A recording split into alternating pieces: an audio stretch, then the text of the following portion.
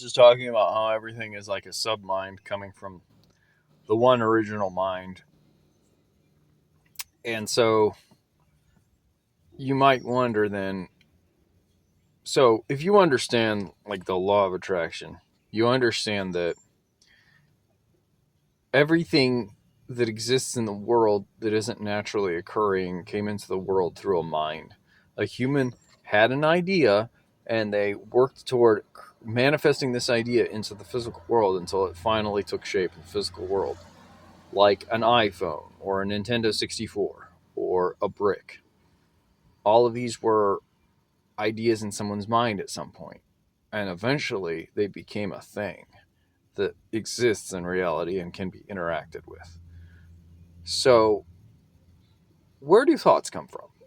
Where minds are like these antennas, these radios tuning into these thoughts, right? Where are these coming from?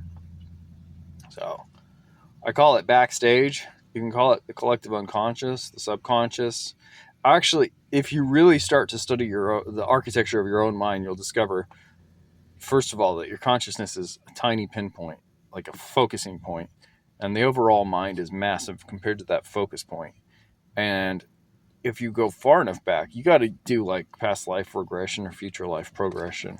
You got to be hypnotized to get to this, but you're going to discover that in the very back, your brain's connected to all the other human brains. That's all one big brain. But not brain, mind really, not brain. So all of these minds share this pool called the collective unconscious. What exists in the collective unconscious is archetypes. And what happens at the beginning of an age is new archetypes are born. And what an age is the interaction between these new archetypes that are born. Every interaction has to get played out over the course of that age. And when these archetypes start to die, new archetypes are born and a new age begins. So everything that's happening in what we perceive of as the physical universe are these interactions between these archetypes that are in the collective unconscious playing out through the appendages, the extrusions, which we call human beings. If you really peer deeply enough into the nature of consciousness, into the nature of individuality, you're going to discover that there never was individuality. There are bodies. If you work as I have as a teacher, you can actually see demonic archetypes or demonic personalities jump from one body to another quickly, rapidly, in succession. I've seen a demon jump between 5 different boys in about a 45-minute span one time. The exact same personality jumped from one body to the next, to the next, to the next.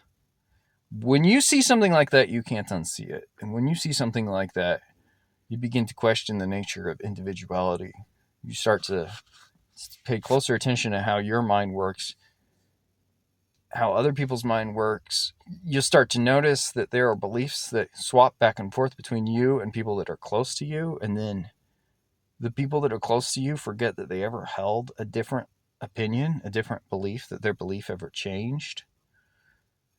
I have seen this so many times. I have seen so many times people had a really strong belief that changed later, and they forgot that they ever had the other belief. They completely denied that they ever had that belief. It's amazing. And you'll see this a lot with air sign people, actually, for some reason. And if you ever notice glitches in your own memory, I think that's because that's happened to you. There are things that I can't remember clearly, and I think it's because I probably had a belief shift. So your ego like does this thing to shield itself from your ego is like your mind creating this sense of continuity that's not real because individuality isn't real. So your ego's job is to create the illusion that you're an individual, but you're not.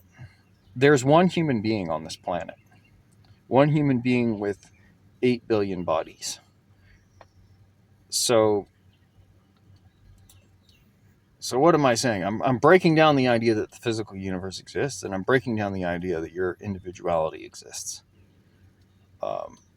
I've personally recognize both these things through detailed observation and paying attention and thinking about what I've seen in life.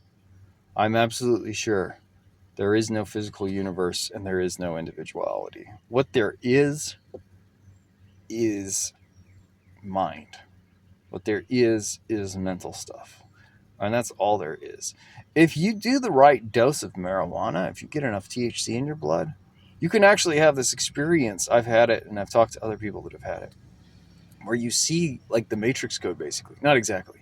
You understand that everything you've ever experienced is like this stream of words, and you can actually see it in your head as like the words written out or typed out, the words building upon words, building upon words. You can actually experience that as something that you see. That has happened to me.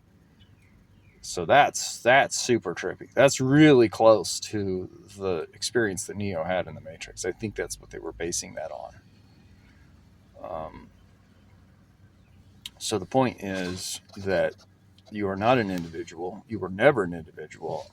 And that is a really hard pill to swallow. But if you ever manage to swallow that pill, you're going to start to understand a lot better how the world actually works. New archetypes are being born right now, boys and girls. If you really want to have power in this supposed world, start to figure out what the new archetypes are, what their interactions are going to be, and how you can position yourself in accordance with that. How you can manifest one of the new archetypes. I see the big tech boys doing this. That's exactly what they're up to. That's why they're so powerful.